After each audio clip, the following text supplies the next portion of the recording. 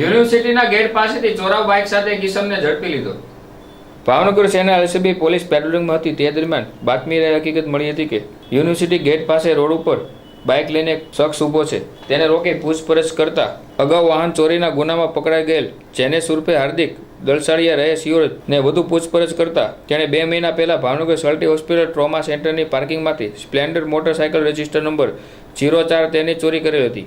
આ મોટરસાઇકલ 7 દિવસ વાપરીને ભાવનગર જિલ્લા જેલ ગ્રાઉન્ડ પાસે બાવળની કાટમાં મૂકી દીધેલ હતી। ત્યાર પછી તે બોટાદ ભાંભર રોડ પર આવેલ હિપલી ફળીમાં કળથળિયાના કારખાના પાસેથી ઉપરોક્ત કબજે કરેલ મોટરસાઇકલની ચોરી કરેલ હોવાની અને અગાઉ પણ 11 જેટલા મોટરસાઇકલ ચોરી કરી પકડાઈ ગયેલ હોવાનું જણાવ્યું હતું। તેને ઝડપી લઈ નીલમબાગ પોલીસ સ્ટેશન ખાતે સોંપી આપેલ।